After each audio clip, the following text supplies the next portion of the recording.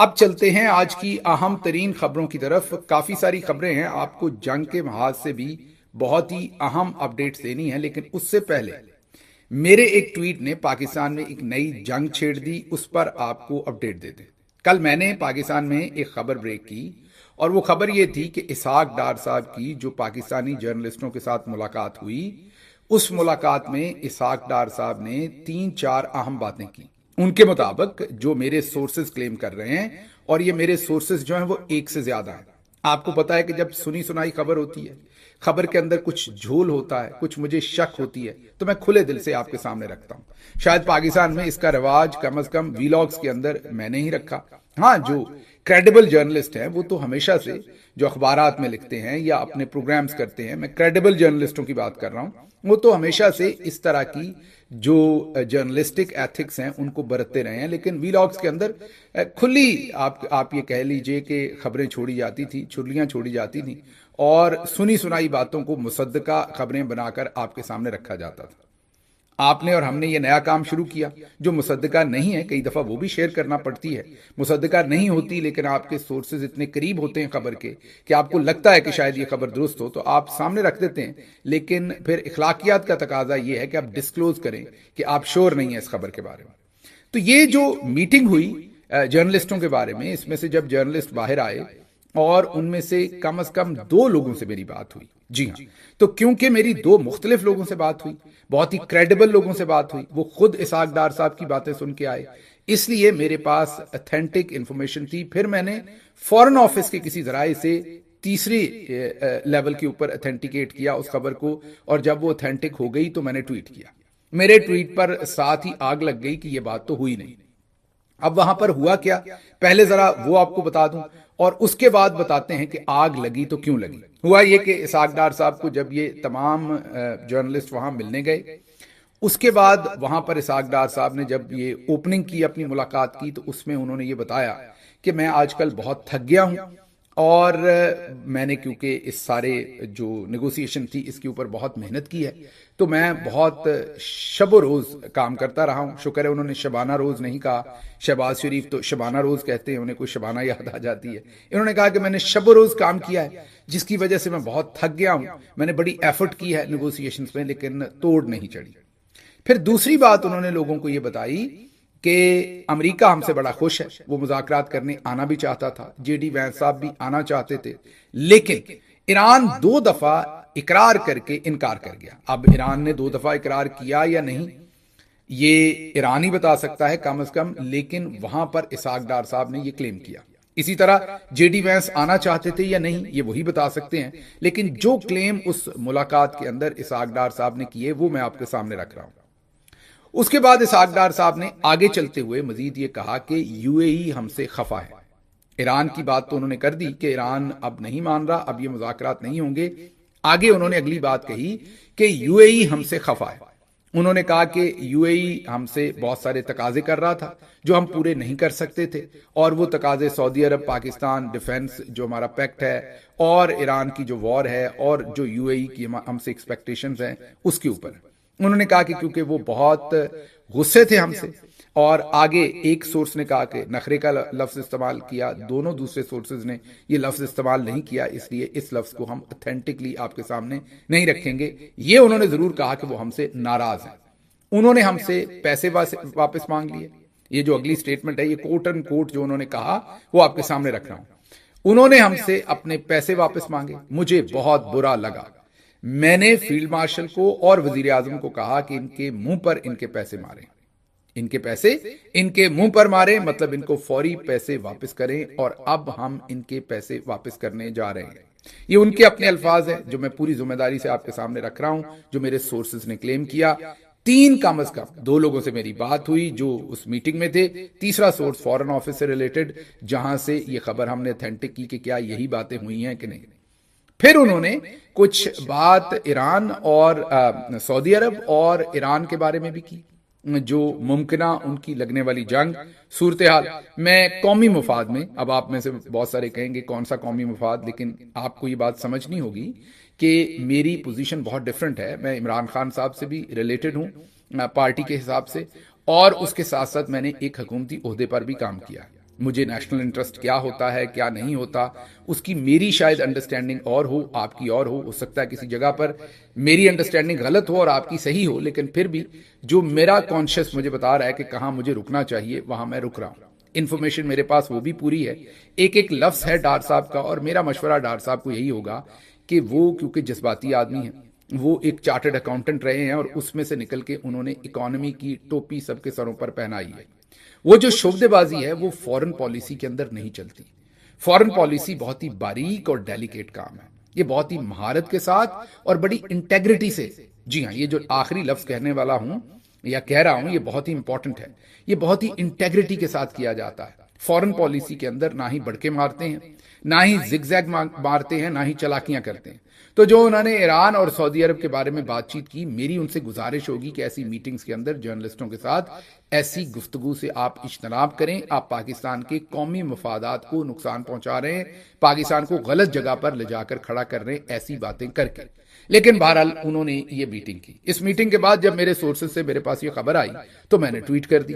جیسے ہی ٹویٹ کی تو ایسے ٹاؤٹ چھوڑے گئے، انہوں نے کہا جی آپ کے تو یہ سورسز آپ کے کہاں سے آ گئے، کہاں سے یہ بریفنگ ہوئی، کس نے دی یہ بریفنگ، کہاں سے آئے یہ جھمکے وہ والی بات تھی، کس نے دی یہ بریفنگ۔ یہ آپ امریکہ میں بیٹھ کے یہ خبر چھوڑ رہے ہیں، اس کے تھوڑے ہی گھنٹوں کے بعد تقریباً سبھی جرنلسٹوں نے اس خبر کو کنفرم کر دیا کہ بریفنگ ہوئی، پھر جیو کے اوپر پروگرام بھی ہوئے اور دبے چھپے الفاظ میں اس پر سب نے بات کی، اور اس کے ساتھ ہی جو کچھ اسحاق ڈار صاحب نے کہا تھا بہت سارے ٹاؤٹ صحافی آپ کو وہ کرتے ہوئے نظر بھی آئے۔ مطلب یو اے ای کے ساتھ یو اے ای کی جو پالیسی ہے اس وقت ریجن کے اندر، آپ اس سے اختلاف کر سکتے ہیں لیکن ڈپلومیٹکلی اختلاف کرتے ہیں، آپ اس طریقے سے محاذ آرائی کھڑی نہیں کرتے کسی ملک کے بارے میں بھی۔ اگر یو اے ای سے ہم نے پیسے قرض میں لیے تھے وہ واپس مانگ رہے ہیں، ہمیں بالکل دینے چاہیے۔ اگر کل کو سعودی عرب بھی مانگتا ہے ہمیں بالکل دینے چاہیے۔ سعودی عرب کے ساتھ ہم جو دفاعی معاہدہ کر رہے ہیں وہ بھی ہمیں ملکی مفاد کو مد نظر رکھتے ہوئے ہی اس کی تمام شکوں کو دیکھنا چاہیے اور اس کو کرنا چاہیے یا اس کے اوپر عمل کرنا چاہیے۔ تو ہر چیز آپ کے نیشنل انٹرسٹ کے اندر آپ نے کرنی ہوتی ہے، لیکن اس کا مطلب یہ نہیں کہ آپ اپنے ٹاؤٹ جرنلسٹوں کو کسی ملک پر بھی چھوڑ دیں، وہ بھلے یو اے ای ہو، وہ بھلے امریکہ ہو، وہ بھلے سعودی عرب ہو، وہ بھلے ایران ہو، کوئی ملک بھی دنیا کا ہو، آپ اپنی فورن پالیسی اس طریقے سے نہیں چلاتے کہ آپ بریف کریں۔ میں بریفنگ میں سب کو ٹاؤٹ نہیں کہہ رہا، بہت سارے ٹاؤٹ بریفنگ میں نہیں تھے، لیکن پہلے بریفنگ دی گئی اور اس کے بعد ان کو میرا خیال مٹیریل دیا گیا اور ان کو چھوڑ دیا گیا کہ آپ لتے لیں ذرا یو اے ای کے اور ان کی تباہی مچا دیں۔ پھر ایسی چیزیں ہم نے یو اے ای کے بارے میں دیکھی، ایسے حملے دیکھے سارا دن، جس سے وہ جو میری ٹویٹ تھی وہ بالکل لفظ بلفظ جو ہے وہ اتھینٹیکیٹ ہو رہی تھی، اور اس کے بعد تو خیر سبھی لوگوں نے تقریباً وہ ساری چیزیں ایکسیپٹ بھی کر لی آن ایئر۔ بیک گراؤنڈ میں تو میری بہت سارے لوگوں سے بات ہوئی، انہوں نے ویسے ہی بتا دیا کہ اس میں اصل میں کہانی کیا ہے، کرنے کی کوشش کیا کر رہے ہیں آنے والے دنوں میں۔ یہ بھی شنید ہے کہ ایک پاکستانی بڑے بزنس مین جو ہیں ان سے معاملات طے کیے جا رہے ہیں تاکہ یو اے ای سے وہ اپنا پیسہ لے کر واپس پاکستان آئیں۔ اب یہ معاملہ کس حد تک ہوتا ہے نہیں ہوتا یہ آنے والے دنوں میں پتہ چلے گا، یہ صرف ایک افواہ کی حد تک یہ آخری والی بات میرے پاس ہے بزنس مین والی، اس کے بارے میں میرے پاس کوئی مصدقہ خبر نہیں ہے، لیکن یہ کسی سے میں نے آج سنی ہے۔ لیکن یہ جو ٹاؤٹ تھے ان کے بارے میں بتا دیں، مثلا ایک ہمارے بہت ہی محترم ٹاؤٹ صاحب ہیں عمر قریشی صاحب، انہوں نے کہا کہ یو اے ای کی جو ہم سے ڈیمانڈ تھی وہ تھی کہ جو ایران ہے اس کی سوائل پر پاکستان کی سوائل سے اٹیک کو الاؤ کرے پاکستان، ایئر سپیس اور سرویلنس اور بلوچستان سے تمام مشنز رن کرنے دیں، یہ یو اے ای پاکستان سے ڈیمانڈ کر رہا تھا۔ پھر کراچی جو ہے اور گوادر کے جو پورٹس ہیں ان کو بند کر دیا جائے، اور اس سارے معاملے کے اندر ایران کی صورتحال کے اندر، اور جو بھی جہاز وہاں پر ڈاک کرنا چاہتے ہیں ان کو اجازت نہ دی جائے۔ پھر پاکستانی نیوی کے شپس جو ہیں وہ یو اے ای کی پروٹیکشن کے لیے ان کی پورٹس کے اوپر جو ہے وہ ڈپلوائے کیے جائیں، اور ان کے ویسلز جو ہیں جو ان کے بحری جہاز ہیں ان کو وہ اسکاٹ کریں۔ تو پاکستانی نیوی کو استعمال کرنا چاہتا تھا یو اے ای، یہ انہوں نے کہا۔ اس کے بعد ایک دادا جی ہیں مریم نواز صاحبہ کے، مریم نواز انہیں دادا کہتی ہیں، مجھے نہیں پتا ان کا رتبہ دادے والا ہے یا نام ان کا دادے والا ہے، ان کی پچھلے دنوں والدہ وفات پا گئی تھی۔ آپ کو پتا ہے میری ایک پوزیشن ہے، آپ اسے اچھا سمجھے یا برا سمجھے، میں سمجھتا ہوں کہ مائیں اور بہنیں سانجھی ہوتی ہیں، وہ ماں مریم نواز صاحبہ کی ہو، وہ ماں عمران خان صاحب کی ہو، وہ ماں میری ہو، وہ ماں جو ہے وہ شہباز شریف صاحب کی ہو، کسی کی بھی ماں ہو، وہ مائیں سانجھی ہوتی ہیں. ان کے ساتھ آپ زبان درازی نہیں کرتے، ان کے خلاف بیان بازی نہیں کرتے. ان کی وفات پر آپ اسی طرح آپ کو غمگین ہونا چاہیے جیسے کسی کو اپنی ماں کے لیے جو جذبات ہوں کسی اور کے جذبات کو بھی سمجھنا چاہیے. اسی صورتحال میں جب رضی دادا ہوں یا کسی کی والدہ وفات پائیں تو میری جو دعا ہوتی ہے دل سے وہ اسی طرح ہوتی ہے جیسے میں اپنی والدہ کے لیے کروں کہ اللہ ان کی مغفرت کرے، ان کے درجات بلند کرے. جیسے میں نے کہا کہ مائیں سانجھی ہوتی ہیں، سبھی نے ان کے لیے دعا کی، ہمارے دل سے بھی دعا نکلی. لیکن آج کا ان کا ٹویٹ دیکھ لیجئے، یہ ابھی ایک ہفتہ نہیں ہوا ان کی والدہ کی وفات کو. انہوں نے تو بہت ہی اچھی تربیت کی ہوگی. والدہ تو میں نے آپ کو کہا کہ ہر چاہتی ہیں کہ بچے کی تربیت اچھی کریں، ان کی بھی کی ہوگی. ان کی لفاظی والدہ کی وفات کے تقریباً 7 دن کے بعد ان کو جو اسائنمنٹ دی گئی کہ یہ اٹیک کریں یو اے ای کو، اس میں آپ ذرا لفاظی دیکھیں. اور اٹیک یہ سارے خود کر رہے ہیں اور اس میں ڈال رہے ہیں یہ سارے کے سارے پی ٹی آئی کے اوپر، یا پی ٹی آئی کو بیچ میں گھسیٹ رہے ہیں اور پی ٹی آئی کو بیچ میں لا کر کہہ رہے ہیں کہ یہ کر رہے ہیں. کہنے کی بات یہ ہے کہ ٹاؤٹس کی خطرناک ذمہ داری تھی. پھر ٹاؤٹس کو چھوڑ دیجئے، اب میں جو اگلی شخصیت ہے ان کو ٹاؤٹ نہیں کہہ رہا، ایک معتبر آدمی ہے، میں ان کا احترام بھی کرتا ہوں، لیکن یہ سب کو پتا ہے کہ وہ بہت ہی قریب ہیں جرنلز کے، اسٹیبلشمنٹ کے آدمی ہیں، پاکستان کے ملٹری جرنلز کے آدمی ہیں. ان کے قریب رہ کے وہ اپنا سارا کام کرتے ہیں. میں مشاہد حسین سید صاحب کی بات کر رہا ہوں. نارملی بڑی ڈپلومیٹک لینگویج استعمال کرتے ہیں، پڑھے لکھے آدمی ہیں، الفاظ کا چناؤ، ان کی ریمیفیکیشن سب کچھ پتا ہے. ان کا جو ٹویٹ ہے اس کو دیکھ لیں، وہ بھی حیران کر دینے والا ہے. اس میں انہوں نے جس طریقے سے یو اے ای کو لتاڑا ہے، اس میں یو اے ای کو جس طریقے سے انہوں نے ایڈریس کیا ہے وہ بھی دیکھنے کے قابل ہے. اب یہ سارا معاملہ کہاں سے شروع ہوا ہے؟ کیونکہ انہوں نے اپنے پیسے مانگے ہیں. سارا معاملہ کہاں سے شروع ہوا ہے؟ کیونکہ انہیں لگتا ہے کہ کسی اور ملک کو آپ زیادہ سپورٹ کر رہے ہیں، ان کو کم کر رہے ہیں.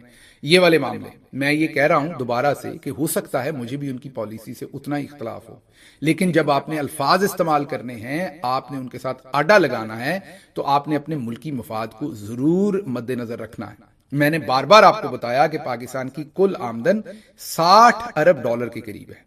کل آمدن. ملک جو ہوتے ہیں نا، یہ اکثر ہمارے گاؤں میں بیٹھے لوگ سمجھتے ہیں سرکاری پیسہ. یہ سرکاری پیسہ کچھ نہیں ہوتا، یہ آپ سے ٹیکس میں لیا جاتا ہے. سرکار کے پاس کوئی پیسہ نہیں ہوتا، کوئی طریقہ نہیں ہوتا. اور سرکار کے پاس 2-3 طریقے ہوتے ہیں. ایک، آپ سب جو کام کرتے ہیں اس سے جو چیزیں بناتے ہیں وہ باہر کی دنیا کو بیچیں اور وہاں سے اس سے پیسہ آئے، اس کو ہم ایکسپورٹ کہتے ہیں. وہ بھلے کپڑا بنا کے آپ کریں، بھلے آپ اپنی سروسز فراہم کر کے یہاں سے کریں، وہ ایکسپورٹ ہے. دوسرا طریقہ سرکار کے پاس کیا ہے؟ وہ یہ کہ آپ کے شہری ملک سے باہر جاتے ہیں، وہ وہاں پر کام کرتے ہیں، مزدوری کرتے ہیں، وہاں سے پیسہ کماتے ہیں، وہ پیسہ واپس بیچتے ہیں جسے ہم ریمیٹنسز کہتے ہیں. پاکستان کی جو ایکسپورٹ اور ریمیٹنسز دونوں کی ملا کے کمائی تقریباً 60-65 ارب ڈالر ہے. اب اس میں سے جو ایکسپورٹ ہے وہ 25 ارب ہے اور 35 ارب کے قریب ریمیٹنسز ہے. اب ان ریمیٹنسز کے اندر 10 سے 12 ارب، تقریباً 10 ارب ڈالر جو ہیں وہ یو اے ای سے ہیں، اور 10 سے 12 ارب ڈالر جو ہیں وہ سعودی عرب سے ہیں، اور 2 سے 3 ارب ڈالر جو ہیں وہ باقی خلیج کے ممالک سے ہیں، اور باقی جو کو 7-8 ارب ڈالر ہوں گے وہ جو بچ جاتے ہیں وہ یورپ، امریکہ وغیرہ. اب آپ کہیں گے یورپ اور امریکہ میں کم کیوں ہے؟ پہلے بھی بتا دیا تھا، کیونکہ یورپ اور امریکہ لوگوں کو نیشنلٹی، سٹیزن شپ اور وہاں پر رہنے کے پرماننٹ جو فوائد ہیں یا حق ہیں یا حقوق ہیں ان کو ان کے خاندانوں کو فراہم کرتے ہیں. اس لیے لوگ وہیں اپنا گھر گرستی، اپنا پورا خاندان، اپنا گھر وہاں خریدتے ہیں، اپنے فیوچر پر وہیں انویسٹ کرتے ہیں. مڈل ایسٹ میں رہنے والے دوست کماتے تو وہاں ہیں، لیکن انہیں پتا ہوتا ہے کہ وہ وہاں کے کبھی شہری نہیں بن سکتے، وہ وہاں ایک عارضی ویزے پہ ہیں. اس لیے وہ جو بھی وہاں کماتے ہیں اس میں سے میجر جو ان کا پورشن ہوتا ہے پیسوں کا، وہ اٹھا کے اپنے ملک پاکستان واپس بھیجتے ہیں. اب یو اے ای کے اوپر اس طرح کی جو حملہ بازی اس وقت ہو رہی ہے، اس کے کیا نقصانات ہو سکتے ہیں، ہماری لیبر کو کیا نقصانات ہو سکتے ہیں، وہ آپ سب سوچ سکتے ہیں. لیکن عقل نہ ہوئے تو موجہ ہی موجہ. آپ کو پتا ہے کہ ہمارے والوں نے نہ تو سوچنا ہے نہ اس پر سمجھنا ہے. شاید میتلا اس پر لکھتے ہیں کہ عمران خان تو اناڑی تھا جس کے یو اے ای اور دیگر ممالک سے تعلقات خراب ہو گئے تھے. یہ تجزیہ کاروں کو کیا بنی، یہ تجربہ کاروں کو، تجزیہ کاروں کہہ دیا، یہ تجربہ کاروں کو کیا بنی، ان کے کیوں خلاف خراب ہو گئے ریلیشن شپ. یہ تو الزام ہمیشہ لگاتے تھے کہ عمران خان کے خراب ہیں. یو اے ای نے شدید ناراض ہو کر اپنا قرضہ واپس مانگ لیا. اس وقت پاکستان اور یو اے ای کے تعلقات انتہائی خراب ہے. کافی عرصے سے خراب چلے آ رہے تھے، کچھ عرصے میں مزید پیچیدہ ہوں گے. پاکستانی ورکرز کو واپس بھی بھیجنا شروع کر سکتے ہیں وہ. عمران خان کے دور میں معمولی باتوں پر گھنگرو توڑ کر میڈیا اور صحافی جو شروع ہو جاتے تھے، اب کیوں وہ سارے دم سادے بیٹھے ہیں؟ میتلا صاحب دم سادے نہیں بیٹھے، بلکہ وہ الٹا یو اے ای کو پڑ گئے ہیں، یہ سوچے بغیر کہ اس کی ریمیفیکیشنز ہو سکتی ہیں۔ سیاست کو ایک سائڈ پہ رکھ لیں، یہ بھی ذہن میں رکھیں کہ یہ جو 2 ارب تھے یہ 2019 میں یو اے ای نے جب عمران خان صاحب کی حکومت تھی تب جمع کروائے تھے۔ ہمیشہ سب یہ بتاتے رہے کہ عمران خان کی وجہ سے پاکستان کی فورن پالیسی میں مراسم خراب ہوتے تھے۔ یہ اب پہلا جھٹکا ہے۔ میں نے آپ کو پہلے بھی کہا کہ یہ جب آپ جھوٹ اور فراڈ کی پالیسی چلانے کی کوشش کرتے ہیں، جب آپ لالچی اور گپی والی بات، میں ہمیشہ کہتا ہوں لالچی کی موت گپی کے ہاتھوں ہوتی ہے، جب لالچی اور گپی والی کہانی شروع ہوتی ہیں، ڈبل گیمز شروع ہوتی ہیں، تو تبھی مسئلے بنتے ہیں۔ ابھی تو یہ پہلے مرحلے میں جو مڈل ایسٹ کے درمیان لوگ ہیں ان کے درمیان ہم پھنسے ہیں۔ اگلے مرحلے میں یہ یاد رکھیے گا کہ چائنا اور امریکہ کے درمیان بھی کہیں نہ کہیں کوئی نہ کوئی موقع آنا ہے کہ امریکہ نے کہنا ہے کہ آپ ڈبل گیم کھیل رہے ہیں، چائنا نے کہنا ہے کہ آپ ہمارے ساتھ ڈبل گیم کھیل رہے ہیں، تب وہاں پر اصل میں پتا چلے گا کہ حقیقت میں کیا ہو رہا ہے اور پاکستان جو ہے وہ کس دوراہے پر لا کر کھڑا کر دیا گیا ہے۔ تو وہ جو بھی ہوگا وہ آگے دیکھیں گے، لیکن ایک طرف تعلقات بھی خراب کیے پھرتیوں سے، وہ جو آڑیاں جانیاں تھی جہاز پہ، ادھر سے ادھر ادھر سے ادھر، اور دوسری طرف اب چلے ہو جاتا ہے فورن پالیسی کے اندر۔ میں نے دوبارہ کہا کہ جب نیشنل انٹرسٹ ہوتا ہے نا تو آپ لارجر پکچر دیکھتے ہیں، آپ اس طرح سے چیزوں کو دیکھتے ہیں، کہیں پر آپ خاموشی بھی اختیار کرتے ہیں۔ اب اگر آپ سے یہ بلنڈر ہو گیا تو خاموشی اختیار کرتے، واپس آتے، چپ کر کے آپ ان کو پیسے واپس کر دیتے، اور ان ریلیشن شپس کو کبھی نہ کبھی درست کرنے کی کوشش کرتے اپنے انٹرسٹ میں، اپنے قومی مفاد میں۔ لیکن آپ نے کیا کیا؟ ادھر سے آپ واپس آئے، اسحاق ڈار صاحب کو آپ نے کہہ کے بریفنگ کروا دی۔ بریفنگ میں انہوں نے کہا کہ جی منہ پہ مارے پیسے۔ جب میں نے وہ خبر، ہم نے بریک کی، میری خبر تھی، وہ جب بریک کی تو آپ نے شور ڈال دیا کہ یہ تو کہا ہی نہیں۔ بعد میں سارے صحافیوں نے جو وہاں گئے تھے انہوں نے اسے اتھینٹیکیٹ کر دیا۔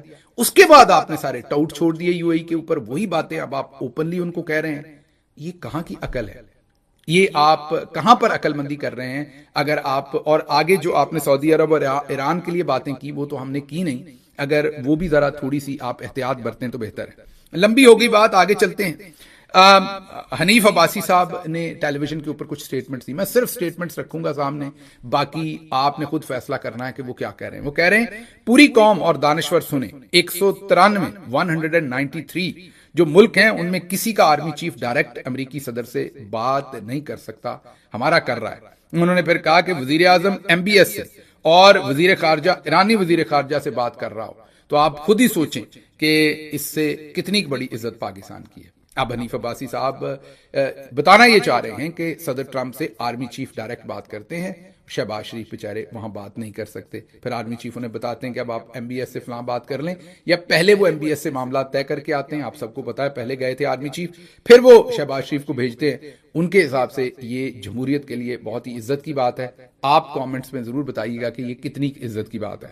اس کے بعد وہ آگے سے کہتے ہیں کہ ایران کی ساری قیادت چلی گئی، یہ ان کے الفاظ ہیں، ایران کی ساری قیادت چلی گئی، جانوں کے نذرانے پیش کر رہے ہیں، آپ سے پیٹرول برداشت نہیں ہو رہا۔ یہ کیا بات کر رہے ہیں آپ لوگ؟ وہ کہہ رہے ہیں ایران کی ساری قیادت چلی گئی، انہوں نے اپنی جانوں کے نذرانے پیش کر دیے، پاکستانی ناراض ہو رہے ہیں تیل کی قیمت بڑھنے پر، یہ آپ لوگ کیا کر رہے ہیں؟ اب مجھے نہیں پتا کہ جب آپ لوگ 37 گاڑیوں کا پروٹوکول لے کر نکلیں گے، جب آپ کی اس وقت ستھرا پنجاب کے لوگوں کو غالباً 3 مہینے سے تنخواہ نہیں ملی۔ ستھرا پنجاب کے کون لوگ ہیں؟ جو بیچارے خاکروب ہیں، جو کوڑا اٹھاتے ہیں، ان کی تنخواہ کتنی ہے؟ 11 کروڑ روپے۔ ہمیں پچھلے دنوں یہ بتا رہے تھے کہ 5 ارب جس صوبے کا بجٹ ہو وہاں پر 13 اگر ارب کا جہاز لے لیا، 1300 کروڑ کا جہاز لے لیا تو کیا فرق پڑتا ہے؟ اگر آپ نے 1300 کروڑ کا جہاز لے لیا تو صرف 11 کروڑ روپے ان خاکروبوں کو تنخواہ کیوں نہیں دے رہے آپ؟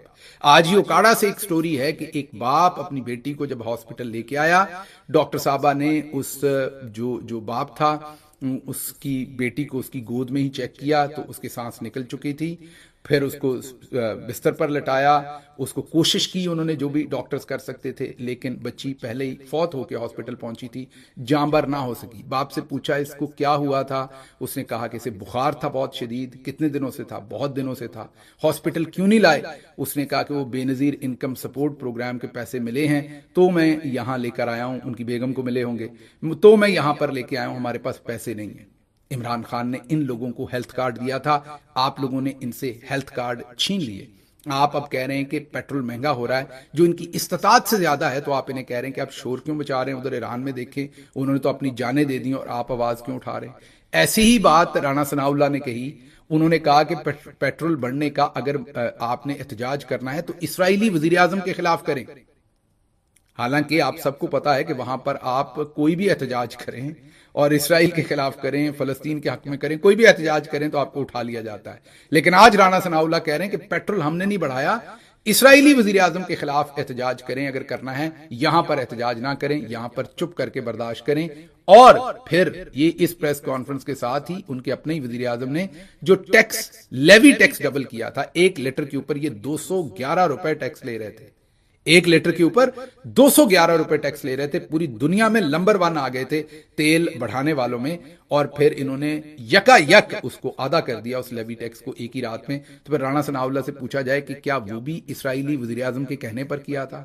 کیا اس کا شکریہ، اگر یہ جو تیل بڑھا تھا اس کا احتجاج اسرائیلی وزیر اعظم کے خلاف کرنا ہے تو کیا تیل کم ہونے کا شکریہ بھی پھر اسرائیلی وزیر اعظم کا ہی ادا کرنا ہے لوگوں نے؟ تب ایک تو یہ پڑھے لکھے نہیں ہیں، اوپر سے یہ کوشش نہیں کرتے کہ انہوں نے لوگوں کے ساتھ باتیں کرنی ہیں تو کرنی کیا ہے. اب حسن ایوب ایک اور ٹاؤٹ ہیں، وہ کہتے ہیں کہ ایک امید دکھائی دے رہی ہے کہ سعودی عرب پاکستان کو $5 ارب ڈپازٹ کے طور پر دے گا جو پاکستان استعمال نہیں کر سکے گا، اکاؤنٹ میں رکھے گا. مطلب اب یہ بتانا چاہ رہے ہیں کہ جو 3.5 ارب ہم UAE کو دے رہے ہیں وہ ہمیں سعودی عرب سے ملیں گے اور ہم اسے ڈپازٹ کے طور پر اپنے اکاؤنٹ میں رکھیں گے. تو اب آپ کو پوری بات سمجھ آ رہی ہوگی کہ یہ کس طریقے سے وہاں پر انوالو ہو رہے ہیں. میں اس سے زیادہ نہیں بولوں گا، میں نے جیسے آپ کو پہلے کہا ملکی مفاد میں میں یہیں رک جاؤں. آپ سب بہت سمجھدار ہیں، میرے کم کہے کو آپ نے مجھے پتا ہے کہ سمجھ جانا ہے. آگے اگر آپ کو اپڈیٹ دیں جو کچھ جنگ کے میدان میں کوئکلی، اور پھر پاکستان میں کیا ہو رہا ہے اس پر بھی تھوڑی بات کریں گے، اور مزید کچھ خبریں ہیں. ایک تو ابھی تک امریکی پائلٹ جو امریکی 2 جہاز امریکہ مان رہا ہے کہ ایران نے ہٹ کیے، ایران کہہ رہا ہے کہ ہم نے 5 سے 6 جہاز ہٹ کیے. اب ایران یہ بھی کلیم کر رہا ہے کہ ان کی اپنی نوجوانوں نے، ان کے اپنے ینگسٹرز نے کوئی ایسی ٹیکنالوجی اب انٹروڈیوس کروائی ہے جس سے وہ جہازوں کو ٹارگٹ کر رہے ہیں. مجھے نہیں پتا اس ٹیکنالوجی کا، میں ایکسپرٹ نہیں ہوں. کوئی کہہ رہا ہے کچھ انفراریڈ سے ریلیٹڈ کچھ کر رہے ہیں وہ نئے ان کے پاس جو میزائل ہیں، کوئی کچھ اور کہہ رہا ہے. ابھی تک اس پر مکمل طور پر پڑھ نہیں سکا، کچھ میرے سامنے نہیں آیا تو آپ سے ضرور شیئر کریں گے. لیکن اب ایران یہ کلیم کر رہا ہے کہ ہمارے پاس ہمارے اپنے ینگسٹرز نے انڈیجنس کو ایسی ٹیکنالوجی بنا دی ہے کہ ہمارا جو ایئر سپیس ہے اس کا کنٹرول بہت جلد مکمل ہمارے پاس آ جائے گا، اور اسی سے ہم جہازوں کو اب ٹارگٹ بھی کر رہے ہیں. وہ جو 2 امریکہ کے جہاز اکارڈنگ ٹو یونائٹڈ اسٹیٹس جو انہوں نے ایکسپٹ کیا کہ ہاں بالکل ڈاؤن ہوئے، اور ایران کہہ رہا ہے کہ ہم نے 5 سے 6 ڈاؤن کیے. بہرحال جو 2 جہاز ڈاؤن ہوئے تھے ان میں جو ایک امریکی پائلٹ یا عملے کا شخص جو ابھی تک نہیں مل سکا، جس کی تلاش جاری ہے، ایک طرف اس کی تلاش امریکی فورسز کر رہی ہیں تو دوسری طرف ایرانی جو موجودہ رجیم ہے، موجودہ حکومت ہے، موجودہ ان کی پولیس ہے، دوسرے لوگ ہیں وہ کر رہے ہیں. تو یہ وہ تلاش ابھی تک جاری ہے. اس پائلٹ کا ابھی تک امریکہ نے اپڈیٹ نہیں دی کہ وہ پائلٹ ان کو ملا ہے یا نہیں ملا.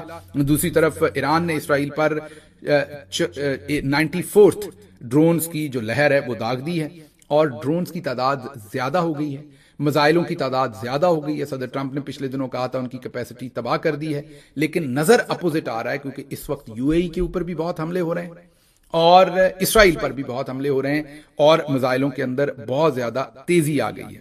اس کے ساتھ ہی پاکستان کے اندر ایک اور آج جو ہے وہ نیریٹو بیچنے کی کوشش کی گئی. وہ خواجہ آصف نے پہلے بیچا، اس کے بعد پھر ٹاؤٹ صحافیوں نے دھڑا دھڑ اس کو بیچنے کی کوشش کی. آپ کو کئی جگہوں پر نظر آئے گا. اور وہ خواجہ آصف نے یہ بتایا کہ انڈیا ہم پر حملہ کرنے کی تیاری کر رہا ہے. جتنی سوجھ بوجھ مجھے ہے، میرا نہیں خیال کہ انڈیا پاکستان پر حملہ کرنے کی کوئی بھی اس وقت کوشش کر رہا ہوگا. ہم غلط ثابت ہو سکتے ہیں، کوئی چیز کسی لمحے بھی شروع ہو سکتی ہے، آپ کو پتہ نہیں ہوتا انٹرنیشنل ریلیشنز میں. لیکن جتنا مجھے نظر آ رہا ہے یہ جسٹ آپ کو تیل کی قیمتوں کا جو ٹیکا لگایا ہے وہ آپ سے برداشت کرنے کے لیے یہ ساری کہانی کہ انڈیا میں یہ ہو رہا وہ ہو رہا. انڈیا کبھی بھی ان حالات کے اندر جب اسرائیل امریکہ کی جنگ چل رہی ہے، آپ اسرائیل اور امریکہ کے ساتھ تقریباً ساتھ کھڑے ہیں، مطلب آپ کے مراسم ان کے ساتھ بہت اچھے لگ رہے ہیں. ان حالات میں امریکہ آپ کے اوپر کبھی بھی حملہ اپنا انڈیا آپ کے اوپر کبھی بھی حملہ نہیں کرے گا، کیونکہ انہیں پتا ہے کہ آپ کس کلب میں. اور پھر آپ محمد بن سلمان اور وہ سارے معاملات جو آپ کے اس وقت چل رہے ہیں دفاعی معاہدے کے، کہ اگر سعودی عرب پر حملہ ہوتا ہے تو آپ نے کیا کرنا ہے. تو ان ساری باتوں کے اندر انڈیا کا کوئی اس وقت کوئی کامن سینس نہیں ہے کہ وہ حملہ کریں, لیکن یہ ایک نیا نیریٹو آج پاکستان کے اندر بیچنے کی کوشش کی گئی ہے. اس سے بھی آپ نے محتاط رہنا ہے. آپ نے ثابت کرنا ہے کہ وہ جو 45% سٹنٹڈ گروتھ کے اعداد و شمار ہیں پاکستان کے, ایک تو آپ ان میں سے نہیں ہیں, اور اگر خدا نہ خواستہ آپ اس میں سے ہیں بھی تو اب آپ پوری کوشش کر کے سوچنے سمجھنے کی صلاحیت ضرور استعمال کریں گے اور ان کے ہاتھوں بے وقوف نہیں بنیں گے. اگلی خبر, مارچ میں ریاض جو امریکی اپنا سعودی دارالحکومت ہے, وہاں پر ایک امریکی سفارت خانے کی بلڈنگ جس پر ایران کے 2 ڈرون آ کر ٹکرائے. اب وال سٹریٹ جرنل یہ رپورٹ کر رہا ہے کہ اس میں لگی ہوئی آگ 12 گھنٹے تک نہیں بجھائی جا سکی تھی. اس وقت نہیں پتا چلا تھا کہ نقصان اتنا شدید ہوا. وال سٹریٹ جرنل یہ کہتا ہے کہ اگر یہ دن کے وقت حملہ ہوتا تو شاید وہاں پر نقصان بہت زیادہ ہوتا, کیونکہ کئی 100 لوگ وہاں کام کرتے ہیں. یہ حملہ رات کے وقت ہوا اور آگ جو ہے وہ 12 گھنٹے یا اس سے بھی زیادہ مدت تک وہ آگ لگی رہی, اس کو وہاں پر بجھایا نہ جا سکا. اس کے ساتھ ہی صدر ٹرمپ جو اس وقت آبنائے ہرمز کھولنا چاہتے تھے, اس کا سٹیٹس بھی ایز اٹ از ہے. آلدو کے اکا دکا جہاز اس میں سے نکل رہے ہیں. آپ کے سامنے ہم نے رکھا کہ فرینچ جو جہاز تھا ایک, وہ وہاں سے نکل کے گیا, لیکن اوور آل ابھی اگر آپ کو اپڈیٹ دیں تو جو آبنائے ہرمز ہے وہ اسی طرح بند ہے, اور وہ ایک بون آف کنٹینشن ہے, یا آپ یہ کہیے کہ وہ اصل اس وقت سانس کی نالی ہے اس تمام نظام کے لیے. اس جنگ کا جو مین پوائنٹ ہے وہ آبنائے ہرمز ہے, اور وہ اس وقت تک ابھی بھی بند ہے. پھر آپ کے سامنے ایک اور خبر, جو سابق پاکستانی سفیر, انڈیا میں بھی پاکستانی سفیر رہے, بہت ہی معتبر نام, عبد الباسط صاحب, انہوں نے یہ کہا کہ کامیاب سفارتکاری کی ایک اور گواہی, یہ ان کی گواہی عبد الباسط صاحب کی, کہ پاکستان نے چین سے درخواست کی تھی کہ وہ ایران پر پریشر ڈالے کہ وہ ایک تو سیز فائر کرے اور دوسرا آبنائے ہرمز کھول دے, لیکن چین نے پاکستان کو اس کا مثبت جواب نہیں دیا. عبد الباسط صاحب یہ کہہ رہے ہیں کہ پاکستان چین کے پاس گیا, یہ جو ابھی اسحاق ڈار صاحب گئے تھے, اور پاکستان نے چین کو کہا کہ ایران پر پریشر ڈالو کہ آبنائے ہرمز بھی کھولے اور جنگ بندی کرنے پر بھی راضی ہو امریکہ کے ساتھ, اسرائیل کے ساتھ, اور چین نے پاکستان کو اس کا مثبت جواب نہیں دیا. یہ اسی سے الائن ہو رہا ہے جو اس دن ہم نے آپ کے سامنے تجزیہ کیا تھا اگر غور کریں تو. اس کے بعد اگلی یہ ریس کورس گراؤنڈ ہے لاہور کا. بوری پاکستانی قوم کے بچوں کے سکول بند کیے گئے کیونکہ کہا گیا کہ پاکستان میں تیل نہیں ہے, ہم نے بچت کرنی ہے. یہ ریس کورس گراؤنڈ کے اندر کوئی کانسرٹ چل رہا ہے, شاید کوئی میوزیکل پروگرام ہے. یہاں پر سینکڑوں نہیں ہزاروں کی تعداد میں شاید جو گاڑیاں اور لوگ پہنچے ہیں ایلیٹ میں سے, اور پورا وہاں پر شبا چل رہا ہے, اور جو فل ٹائم پارٹی چل رہی ہے, لیکن عام عوام کے بچے اسکول نہیں جا سکتے کیونکہ پاکستان کے پاس پورا تیل نہیں ہے. تو یہ دو جو ابھی حنیف عباسی کیا کہہ رہے تھے اس سے کمپیریزن کریں, ان کی کرتوتیں دیکھیں اور ان کی آپ ان کے بیانات دیکھیں تو آپ کو خود ہی نظر آ جائے گا. اس سے آگے اگلی خبر آپ کے سامنے رکھتے ہیں, اور وہ یہ ہے کہ گریڈ 20 کی ان لینڈ ریونیو جو ایف بی آر ہے اس کے اندر جو گریڈ 20 کی ایک آفیسر زاہدہ سرفراز, جو شاید غالباً کلیم کیا جا رہا ہے کہ وہ جسٹس سرفراز ڈوگر جو اسلام آباد ہائی کورٹ کے چیف جسٹس ہیں, جو 15ویں نمبر پر تھے لاہور ہائی کورٹ میں, وہاں سے لا کے انہیں یہاں لگایا گیا. ان کی بیگم کو جو ہیں گریڈ 20 کی, لیکن انہیں اپوائنٹ کیا گیا ہے گریڈ 21 میں, اور انہیں ممبر ایپلٹ ٹریبیونل ان لینڈ ریونیو تعینات کیا گیا ہے, اور یہ 21ویں گریڈ کی پوزیشن ہے. لیکن اور ساتھ ہی بہت سارے لوگ یہ بھی کلیم کر رہے ہیں کہ ان کی یہ جو 20ویں گریڈ تک ترقی ہے, یہ بھی اگر آپ دیکھیں تو ہوشربا قسم کے اس میں بھی انکشافات ہوں گے.